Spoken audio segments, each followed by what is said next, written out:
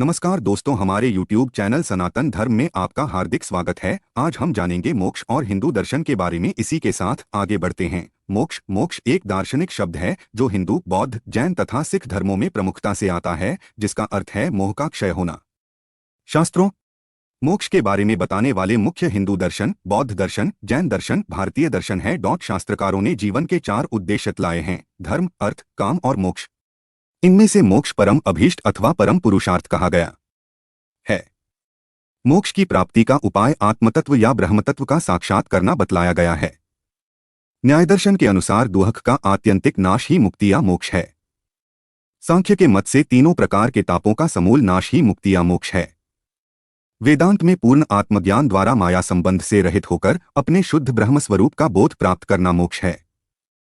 तात्पर्य यह है कि सब प्रकार के सुख, दुख और मोह आदि का छूट जाना ही मोक्ष है। मोक्ष की कल्पना स्वर्गनरक आदि की कल्पना से पीछे की है और उसकी अपेक्षा विशेष संसार में संस्कृत तथा परिमार्जित है। स्वर्ग लोक की कल्पना में यह आवश्यक है कि मनुष्य अपने किए हुए पुण्य व शुभ कर्म का फल भोगने के उपरांत फिर इस संसार में आकर जन्म ले। इससे उसे फिर अनेक प्रकार के कष्ट भोगने पड़ेंगे।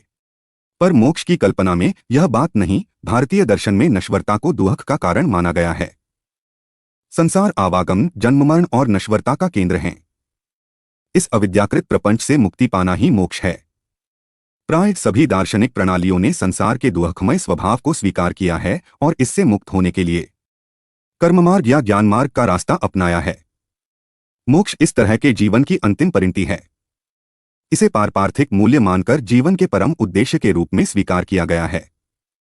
मोक्ष को वस्तुसत्य के रूप में स्वीकार करना कठिन है। फलतः सभी प्रणालियों में मोक्ष की कल्पना प्रायः आत्मवादी है। अंततोगत्वा यह एक वैयक्तिक अनुभूति ही सिद्ध हो पाता है। सबसे पहले तो पुण्य या पाप से मुक्ति नहीं मिलती।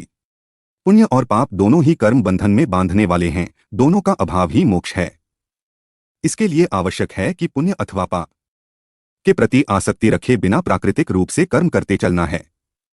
जिस प्रकार से नदी के प्रवाह में पड़े हुए पत्ते की कोई स्वतंत्र इच्छा नहीं होती, अपितु वह जल के प्रवाह के ही समान गतिशील होता है, उसी प्रकार व्यक्ति भी अपनी स्वतंत्र शुभाशुभ इच्छाओं का परित्याग करके यदि केवल कर्तव्य कर्मों के प्रति आचरण करे तो उसके कर्म बंधन का धीरे धीरे स्वतः लोप हो जाता है और यही क्रम मुक्ति का प्रथम सोपान है। यद्यपि विभिन्न प्रणालियों ने अपनी अपनी ज्ञान मीमांसा के अनुसार मोक्ष की अलग अलग कल्पना की है, तथापि अज्ञान दुख से मुक्त हो सकता है। इसे जीवन मुक्ति कहेंगे। किंतु कुछ प्रणालियां जिनमें न्याय, वैशेषिक एवं विशिष्टाद्वैत उल्लेखनीय हैं, जीवन मुक्ति की संभावना को अस्वीकार करते हैं। दूसरे रूप को विदेह मुक्ति कहते हैं। जिसके सुख दुख के भावों का विनाश हो गया हो, वह देह त्यागने के बाद आवागम के चक्र से सर्वदा के लिए मुक्त हो जाता है। उसे निग्रहवादी मार्ग का अनुसरण करना पड़ता है। उपनिषदों में आनंद की स्थिति को ही मोक्ष की स्थिति कहा गया है, क्योंकि आनंद में सारे द्वंद्वों का विलय हो जाता है। यह अद्वैतानुभूति की स्थिति है। इसी जीवन में इसे अनुभव किया जा सकता है। वेदांत में मुमुक्षु को श्रवण, मनन एवं निधिध्यासन, ये 3 प्रकार की मानसिक क्रियाएं करनी पड़ती हैं। इस प्रक्रिया में नानात्व का, जो अविद्याकृत है, विनाश होता है और आत्मा, जो ब्रह्म स्वरूप है, उसका साक्षात्कार होता है। मुमुक्षु तत्वमसि से अहम ब्रह्यास्मि की ओर बढ़ता है। यहां आत्म साक्षात्कार को हो मोक्ष माना गया है। वेदांत में यह स्थिति जीवन मुक्ति की स्थिति है। मृत्युपरांत वह ब्रह्मा में विलीन हो जाता है। ईश्वरवाद में ईश्वर का सान्निध्य ही मोक्ष है। अन्य दूसरे वादों में संसार से मुक्ति ही मोक्ष है। लोकायत में मोक्ष को अस्वीकार किया गया है। हिंदू दर्शन, हिंदू धर्म में मोक्ष का बहुत महत्व है। यह मनुष्य जीवन 4 उद्देश्यों में बांटा गया है: धर्म, अर्थ, काम और मोक्ष। ये पुरुषार्थ चतुष्टय कहलाते हैं। इनका वर्णन वेदों व अन्य हिंदू धार्मिक पुस्तकों में पाया जाता है।